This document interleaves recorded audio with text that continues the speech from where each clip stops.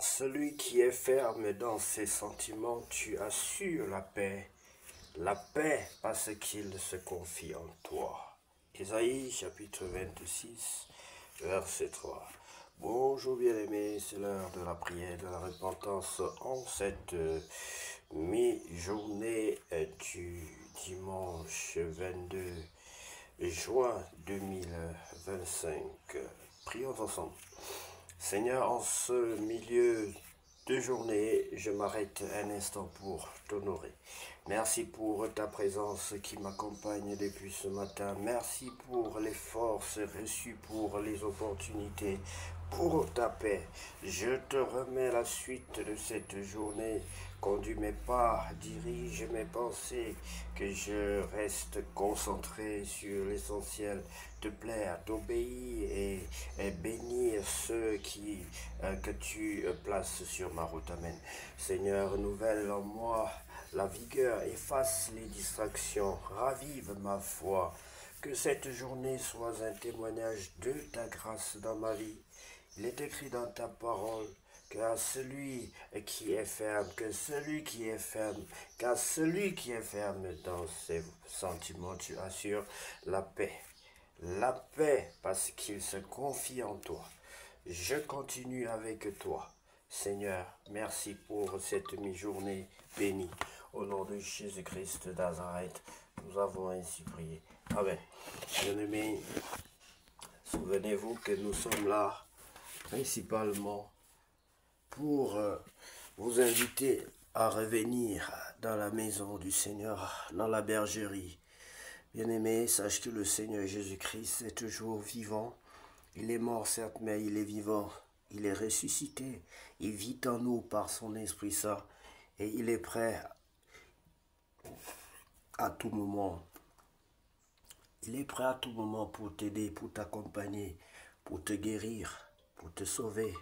Si tu veux le recevoir, l'accepter dans ta vie, dans ton cœur, comme ton sauveur personnel et ton Seigneur bien-aimé, tu vas prendre la position qui honore ton Dieu. Je te demandais de prendre la position qui honore ton Dieu et de l'inviter dans ta vie. Je vais t'orienter dans la prière, bien-aimé. Alors tu vas dire ceci: Seigneur Jésus-Christ. Seigneur Jésus-Christ, je reconnais que je suis un pécheur. Je reconnais que je suis un pécheur. Je t'invite dans ma vie comme mon sauveur personnel et mon Seigneur. Je t'invite dans ma vie comme mon sauveur personnel et mon Seigneur. Prends le plein contrôle de ma vie. Prends le plein contrôle de ma vie. Sans toi, je ne suis rien et je ne peux rien faire sans toi. Sans toi, je ne suis rien et je ne peux rien faire sans toi. Car toi seul revient la gloire, la puissance et l'honneur. Baptise-moi et remplis-moi de ton Esprit Saint. Baptise-moi et remplis-moi de ton Esprit Saint. Je t'en supplie, Père Saint, au nom de Jésus-Christ. Amen. Bien-aimés, nous allons donc lire la parole de Dieu dans le livre de 1 Samuel chapitre 3. Béni sois-tu, toi qui es revenu dans la maison du Seigneur. Sois la bienvenue dans la grande famille chrétienne que nous constituons. Que les anges de l'Éternel soient désormais avec toi tous les jours. Que les bénédictions qui sont sur les enfants de Dieu soient sur toi tous les jours de ta vie. Que la paix de Christ t'accompagne tous les jours. Que tes ennemis fuient par milliers, disparaissent de ta vie. Que l'esprit de sorcellerie, d'envoûtement qui était derrière toi disparaisse maintenant. Et que la gloire de Dieu éclate dans ta vie et dans ta vie de famille, dans ta vie professionnelle, dans ta vie de tous les jours, bien-aimés. Car toi seul revient la gloire, Père éternel, l'honneur et la puissance. Accompagne-nous, dispose nos cœurs, notre esprit à recevoir favorablement ta parole, Seigneur. Maintenant que nous voulons la libérer, qu'elle ne retourne pas à toi sans effet conformément à ce qui est écrit. Ta parole est une épée à double tranchant. Elle ne retourne pas à toi sans effet. Que ta parole soit plus efficace qu'une épée à double tranchant cet après-midi. Au nom de Jésus-Christ, que ta parole détruise les œuvres de l'ennemi autour de nous et dans nos vies. Au nom de Jésus, que ta parole nous console. Au nom de Jésus, que ta parole nous purifie. Au nom de Jésus, que ta parole nous vivifie. Au nom de Jésus, que ta parole nous purifie. Au nom de Jésus-Christ. 1 Samuel chapitre 3. Vocation de Samuel. Le jeune Samuel était au service de l'Éternel devant Élie. La parole de l'Éternel était rare en ce temps-là. Les visions n'étaient pas fréquentes. En ce même temps, Élie, qui commençait à avoir les yeux troubles et ne pouvait plus voir, était couché à sa place. La lampe de Dieu n'était pas, n'est-ce pas, encore éteinte, et Samuel était couché dans le temple de l'Éternel, où était l'arche de Dieu. Alors l'Éternel appela Samuel, et il répondit, me voici. Et il courut vers Élie, et dit, me voici, car tu m'as appelé. Élie répondit, je n'ai point appelé, retourne te coucher. Et Élie, et il alla se coucher. L'Éternel appela de nouveau Samuel, et Samuel se leva, alla vers Élie et dit, me voici, car tu m'as appelé. Élie répondit, je n'ai rien, je n'ai point appelé. Mon fils, retourne te coucher. Samuel ne connaissait pas encore l'Éternel, et la parole de l'Éternel ne lui avait pas encore été révélée. Oui, bien-aimé, toi qui viens d'accepter le Seigneur, toi qui viens de te convertir, de repentir, sache que le Seigneur, tu dois apprendre à écouter la voix de ton Dieu. Tu dois apprendre à parler à converser avec ton Dieu, à dialoguer avec ton Dieu. Dans un dialogue, il y a l'interlocuteur, il y a le locuteur. La prière aussi est un dialogue, bien-aimé. Je t'invite à apprendre à lire, à apprendre à écouter ton Dieu, à lui parler, mais aussi à l'écouter. Ici, bien-aimé, dans ce chapitre, la Bible nous montre un exemple de dialogue avec Dieu. La Bible nous montre comment un enfant qui grandit, qui naît en Christ et qui est sur le point de parler avec son Dieu et doit apprendre à dialoguer, doit apprendre à écouter le langage de Dieu. Tu dois apprendre à écouter le langage de ton Dieu. Tu dois apprendre à lui adresser la parole. Et pour cela, bien-aimé, tu as besoin d'être encadré. Tu dois fréquenter les églises où on craint Jésus, où on croit en Jésus-Christ comme étant le Fils de Dieu, où on croit au Saint-Esprit de Dieu, pour qu'on t'enseigne ces choses. Tu dois lire la parole de Dieu, demander l'aide de l'Esprit de Dieu pour qu'il t'enseigne ces choses. Tu dois rester en permanence dans la bergerie afin de grandir dans la foi, bien-aimé. Ici, c'est une opportunité que Dieu t'offre pour que tu comprennes que tu dois apprendre à l'écouter, apprendre à lui parler, apprendre à marcher avec lui, apprendre à marcher dans la nouveauté de vie qu'il t'offre, selon ses contraintes, selon ses instructions, selon ses recommandations.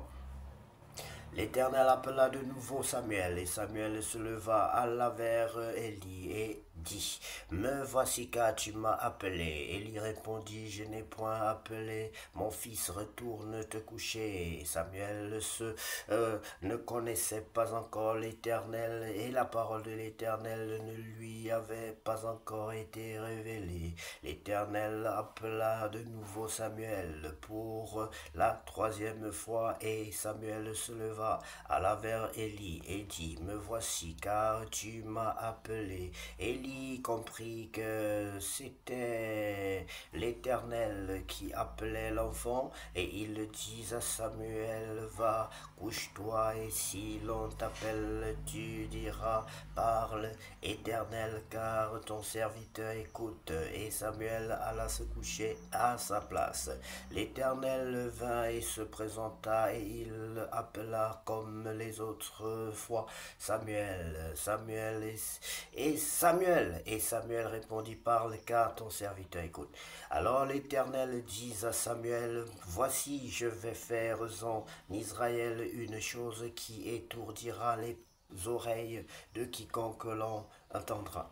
Bien-aimé, ici, il y a un code. Lorsqu'on communique avec Dieu, il faut connaître le code. C'est comme en informatique. Si on te dit de taper un certain code en langage Python pour que l'imprimante écoute et imprime le fichier, ou en langage, je ne sais quel langage, en C ou en Pascal, c'est comme un Chinois et un Gabonais qui parlent en langue vernaculaire. Si tu veux parler la langue du chinois, tu dois apprendre Si le Chinois te dit bonjour, pour qu'il continue à s'exprimer, il doit d'abord être sûr que tu as répondu, comme ça se répond en leur langue, pour qu'il sache qu'il a en face de lui quelqu'un avec qui il peut dialoguer. Si un Anglais te dit bonjour en langue anglaise, et que tu ne comprends pas, tu ne réponds pas, si tu t'adresses, tu ne réponds pas, il ne peut pas continuer le chemin avec toi, bien-aimé. Et s'il faut donc quelqu'un à côté de toi qui t'explique, qui traduise, qui te dit que bonjour, que hello veut dire bonjour, hello, come here veut dire viens ici, pour que tu puisses échanger, marcher avec la personne. Et le rôle des pasteurs, des serviteurs de Dieu, des bergers, c'est ce rôle-là qui consiste à vous apprendre. Les églises sont là et jouent ce rôle d'intermédiaire qui nous aide pour nous aider à écouter notre Dieu, pour nous aider à comprendre notre Dieu. Les enseignements sont répandus un peu de partout maintenant. Demandez juste à l'Esprit de Dieu quel est le meilleur enseignement, le bon enseignement à écouter. Bien-aimés, soyez comme des chrétiens de Béret. Pour connaître le bon enseignement, il suffit de vérifier dans la Bible, parce que tout l'enseignement est déjà dans la Bible, mais il y a des révélations. Et quand il y a des révélations qui ne sont pas vérifiables, ou des enseignements qui ne peuvent être vérifiables dans la Bible, bien aimé, fuyez ce genre d'enseignement. Oui, bien aimé, c'est tout à fait normal que nous ayons des personnes pour nous orienter. C'est tout à fait dans le système divin. Il faut un précurseur, il faut un incubateur, quelqu'un qui est là pour nous accompagner, quelqu'un qui est là pour nous diriger, pour nous orienter, pour nous enseigner. Il faut des enseignants dans l'église, bien-aimés, pour que nous puissions grandir. Et donc ici, Élie va être l'enseignant, le précurseur, l'encadreur de Samuel. Celui qui est là pour dire à Samuel que c'est comme ça que tu vas répondre lorsque Dieu te dit telle chose. Mais bien aimé, je parie que s'il répondait autrement, ça n'allait pas avancer, ça n'allait pas marcher. Il faut, même si on a l'impression que c'est si simple, mais ce n'est pas aussi simple que ça. Imaginez un Élie qui meurt nain, c'est-à-dire qui n'évolue jamais. Parce que Dieu est un Dieu de principe, bien aimé. Dieu est un Dieu qui ne viole pas ses principes. Lorsqu'il a établi ses principes, c'est rare. C'est à nous de nous accommoder. C'est à nous de comprendre. C'est à nous de chercher. Et c'est pour cela il est dit que tu chercheras ton Dieu. Celui qui cherche me trouve. Dieu veut qu'on le cherche. Dieu veut que tu le cherches. Que tu le cherches. C'est pour cela il établit des principes. Il veut que tu le cherches pour le trouver. Il peut te permettre de le trouver tout simplement sans le chercher. Mais à quoi ça servira d'être Dieu? Il fera, donc cela voudrait dire que tout le monde est déjà Dieu, est déjà son égal, est déjà son égal en quelque sorte, est déjà à son niveau. Il faut qu'il y ait une différence entre le Créateur et l'homme. Le diable avait voulu se rivaliser à Dieu.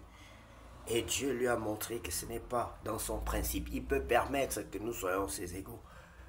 Mais il ne le veut pas. Et nous devons accepter les choses telles qu'elles se présentent, telles que Dieu décide. L'Éternel, le verset 10, bien-aimé, l'Éternel vint et se présenta et il appela comme les autres fois Samuel. Samuel répondit, parle, car ton serviteur écoute. Voilà le code qu'il lui fallait pour décanter le processus de la communication avec Dieu. Quel est le code que tu utilises pour t'exprimer, pour commencer l'échange avec le Saint-Esprit, avec ton Dieu bien-aimé? Est-ce que tu sais communiquer avec ton Dieu? C'est la question que tu dois te poser. As-tu déjà communiqué avec ton Dieu? As-tu déjà reçu la parole de Dieu? As-tu déjà posé des questions à Dieu? Et l'as-tu déjà écouté parler, répondre, traiter une de tes préoccupations de manière claire? Parle car ton serviteur écoute. Parle car ton serviteur écoute. Parle car ton serviteur écoute. Voici la clé qu'il fallait à cet enfant-là. Tant qu'il n'avait pas cette clé, il ne pouvait pas dialoguer avec Dieu. Alors l'Éternel dit à Samuel, voici, je vais faire en Israël une chose qui étourdira les oreilles de quiconque l'entendra. En ce jour, l'accomplissement sur eux, et lis tout ce que j'ai prononcé contre sa maison. Je commencerai et j'achèverai. Voilà le nouveau complice de Dieu. Voilà le nouveau homme du secret de Dieu. Celui qui est dans le secret de Dieu. À l'époque, bien aimé, il n'y avait pas plusieurs personnes à la fois. Généralement, on pouvait les compter au bout des doigts. Voilà l'homme qui va remplacer ce prophète-là, un petit enfant. Il est en train d'être initié dans le processus de la vie avec Dieu, dans le processus prophétique. Dieu ne fait rien sur la terre sans avoir dit à ses enfants et les prophètes, ses serviteurs les prophètes. Et voici un nouveau serviteur de Dieu. Dieu ne regarde pas ton âge, bien-aimé. Dieu ne regarde pas si tu n'as que 5 ans, si tu ne sais pas encore communiquer avec lui. Mais Dieu te choisit. Quand il t'a choisi, il met son onction, il te oint. Quand il t'a choisi, tu vas changer le monde. Quand il t'a choisi, tu changes ton pays. Quand il t'a choisi, juste ta présence dans une nation peut connaître des bouleversements positifs ou négatifs. Mais il passera toujours par toi. Lorsqu'il voulait détruire Sodome et Gomorrhe, il avait son confident. Il est passé par Abraham, lui siffler, dit qu'est-ce que je ferai quelque chose sur la terre sans dire à mon serviteur Abraham. Oui, Abraham c'est le père de la foi, bien-aimé, et nous ses enfants, nous les enfants de la foi. Aujourd'hui, lorsque tu as un bon terme avec ton Dieu, lorsque Dieu veut faire quelque chose dans ta famille, il te dit. Lorsque Dieu veut faire quelque chose dans ton pays, il te dit. Lorsque Dieu veut faire quelque chose dans ton église, il te dit. Si tu es dans le secret de Dieu, bien-aimé, sois heureux, toi qui es dans le secret de Dieu aujourd'hui. Je lui ai déclaré, ici Dieu dit à ce petit enfant ce qu'il devait faire en Israël. Il devait faire mourir les enfants de son encadreur. Il devait faire mourir les enfants d'Élie. Les Élie sont son mentor. Je lui ai déclaré que je veux punir sa maison à perpétuité à cause du crime dont il a comme connaissance et par lequel ses fils se sont rendus méprisables sans qu'il les ait réprimés. Bien-aimé, cher pasteur, il faut réprimander vos enfants. Il faut sanctionner lorsque ça ne va pas. Ne laissez pas que Dieu soit informé et qu'il vous traverse pour sanctionner, car la sanction de Dieu est redoutable. Je m'adresse à quelqu'un ce matin. C'est pourquoi je jure à la maison d'Élie que jamais le crime de la maison d'Élie ne sera expié ni par des sacrifices ni par des offrandes. Samuel resta couché jusqu'au matin, puis il ouvrit les portes de la maison de l'Éternel. Samuel craignait de raconter la vision à Élie. Il était encore tout petit. Regardez comme les choses de Dieu, bien-aimé. Tu peux être enfant, devant Dieu tu es déjà un grand. Tu te dis dans ta tête que tu n'as que 10 ans, tu n'as que 8 ans. Mais Dieu, quand il va mettre sa vision dans ton cœur, dans ta mémoire, même jusqu'au jour de ta mort, tu auras toujours cette vision dans la tête, bien-aimé. Bien-aimé, chers chrétiens, éduquons nos enfants. Sachant que nous avons des grands chez nous. Si vos enfants sont considérés par Dieu, sont oints par Dieu, sachez que peut-être ils vous dépassent même dans les lieux secrets, dans les lieux spirituels. Je peux dire avec fierté qu'étant tout petit, j'avais déjà cette certitude que je dépassais. Je veux pas, ce n'est pas par orgueil, ne prenez pas ça comme une expression orgueilleuse, non. C'est que si l'enfant que vous voyez là, qu'on appelle Samuel, disait, il savait que là où Dieu me parle, il pouvait tomber dans l'orgueil. Mais ce n'était pas par orgueil. Mais il connaissait que là, je suis déjà le supérieur d'Élie. Là, je suis supérieur à mon mentor. Et ce problème se pose régulièrement. Le problème de leadership. Il y a un enfant qui peut être oint dans une église, qui va dépasser le pasteur, qui va dépasser le bishop, qui va dépasser tous, mais étant donné que ces autorités, ces personnes ont déjà prédéfini eux-mêmes les titres et que ces titres sont mentionnés, ils ont défini eux-mêmes par le pouvoir humain, l'hiérarchie dans l'église, cette hiérarchie-là va venir nuire à l'hiérarchie de Dieu. Et c'est un grand problème, bien-aimé. C'est un grand problème, cher pasteur. Il faut revoir l'hiérarchie de ton église. Il faut revoir l'hiérarchie de ton église.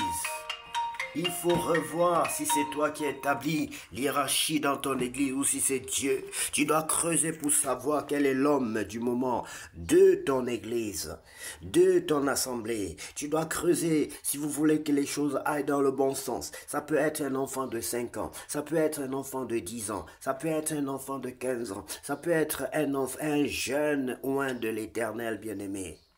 Et que le jeune ne s'enorgueillisse pas, que le jeune continue à respecter le vieillard, le vieux ou les vieillards. Ici, Élie a un profond respect. Je veux dire, Samuel a un profond respect pour son mentor Élie. Il a même peur, il a une crainte. Il ne peut pas lui dire que, ah oui, ben, tu sais, tu vas mourir, hein. Moi, je serai désormais, c'est moi maintenant, hein. C'est moi maintenant le bishop, hein. C'est moi maintenant le prêtre, c'est moi maintenant le pasteur, c'est moi maintenant le loin de Dieu. Dieu m'a dit, hein, Dieu m'a dit qu'il n'y a plus de oint dans cette église-là. Maintenant, là, c'est moi seul. Vous allez vous incliner même devant moi. Non, c'est pas ça. C'est pas comme ça que ça marche, bien-aimé. Dieu ne veut pas des serviteurs orgueilleux. Dieu veut des serviteurs discrets comme cet enfant, qui craignent, qui respectent leur mentor. Bien même que Dieu t'a oué, mais respecte ton mentor. Sers avec tremblement. Prie même pour eux pour que Dieu les restitue leur statut spirituel, bien sûr, pas le statut, l'étiquette qu'ils se collent. Sois béni, bien-aimé, nous étions au verset 10, Samuel, verset 15. Samuel resta couché jusqu'au matin, puis il ouvrit les portes de la maison de l'Éternel. Samuel craignait de raconter la vision à Élie. Mais Élie appela Samuel. Le père reste le père. Vous savez, quand tu as l'expérience dans le service, quand quelque chose ne va pas, quand ton Dieu est fâché contre toi, vous ne vous parlez même plus, tu le sais. Quand Dieu a appelé l'enfant, Élie a senti qu'il devait forcément parler à l'enfant. Mais l'enfant, c'est l'esprit enfantin. L'enfant se dit que peut-être le père ne va pas savoir. Mais le père, au moment où Dieu appelle Élie et que Élie ne sait même pas que c'est Dieu qui l'appelle, Samuel, et que Samuel ne sait pas que c'est Dieu qui l'appelle et qui passe par Élie, là, c'est Dieu lui-même va savoir que, ah, là, Élie sait ce que je sais et ce que l'enfant saura. Mais l'enfant va vouloir cacher par peur. Parce que quand tu es un enfant, des fois tu attrapes quelque chose en main, mais le parent te lit comme dans une bouteille transparente, mais toi tu penses être plus sage que le parent. Mais Élie savait. Élie a dit à l'enfant, écoutez bien ce qu'il va dire à l'enfant. Mais Élie appela Samuel et dit, Samuel mon fils. Et il répondit, me voici. Et Élie dit, quelle est la parole que t'a adressée l'Éternel? Il fallait qu'il ait cette parole parce qu'il savait que son sort était scellé, mais il espérait peut-être que l'Éternel avait peut-être revu légèrement son sort, sa condamnation. Adressé à l'Éternel, ne me cache rien, que Dieu te traite dans toute sa rigueur si tu me caches quelque chose de tout ce qu'il t'a dit. J'aime cette expression, bien-aimée. Vous savez, il y a plusieurs façons de dire la vérité sans mentir. Il pouvait dire à l'enfant que ne me mens pas, ne me raconte pas de mensonges. L'enfant pouvait se taire et ne rien dire. Vous voyez un peu. Donc ça, c'est une expression que vous devez souvent exploiter. Moi, par exemple, je sais, il y a 1000 façons de dire la vérité sans mentir, mais sans toutefois afficher ou encore, afficher toutes les informations. Donc, il est plutôt mieux de dire ne me cache rien que de dire ne me mens pas. On ne va pas te mentir. Garder le silence, ce n'est pas mentir. Garder le silence, ce n'est pas mentir. Tu peux dire, je verrai après, je vais d'abord aller en prière, je veux ceci, cela. Non. Mais quand on dit ne me cache rien, c'est que tu dois parler. Tu dois dire la vérité, dire ce que tu ne dois rien garder en toi, en fait. Tu ne dois rien garder en toi. Là, c'est clair. Et c'est une parole de sagesse. Samuel lui raconta tout. Voilà, sans rien lui cacher, et il dit, c'est l'Éternel qu'il fasse ce qui lui semblera bon. Élie a confirmé que c'est Dieu qui parle à l'enfant. Et c'est important. Vous pouvez avoir un mentor bien-aimé. qu'il soit mauvais, qu'il soit même comment, il reste votre mentor. Vous pouvez avoir donc votre père spirituel, votre encadreur. Vous servez-le toujours avec respect et crainte. Sauf s'il prend un couteau contre vous, fuyez. Mais n'allez pas toujours dehors le salir. Non, non. Nos mentors, nos pères en Christ, de fois, ils font aussi des erreurs. Ils sont aussi humains quelque part. Mais cela ne nous donne pas le droit d'aller ternir leur image. C'est des malédictions que vous prenez. Que Dieu nous pardonne parce que moi-même, j'ai déjà au moins un jour mal parlé d'un serviteur de Dieu. Que Dieu nous pardonne, nous tous, et qu'il me pardonne. Samuel grandissait, l'Éternel était avec lui et il ne laissa tomber à terre aucune de ses paroles. Tout Israël, depuis Dan jusqu'à Beersheba, reconnut que Samuel était établi prophète de l'Éternel. L'Éternel continua à apparaître dans Silo, car l'Éternel se révélait à Samuel dans Silo par la parole de l'Éternel. Amen. Bien-aimés, que Dieu vous bénisse abondamment. Au nom puissant de Jésus-Christ de Nazareth, continuez à demeurer dans la présence, dans la parole de Dieu, bien-aimés. C'est dans sa présence qu'il y a la lumière, qu'il y a la guérison, qu'il y a des révélations. Car lui seul revient la gloire, la puissance et l'honneur pour tous les siècles. Bon après-midi à tous. C'est au nom de Jésus-Christ que nous avons ainsi prié. Amen. Je sais ta parole dans mon cœur.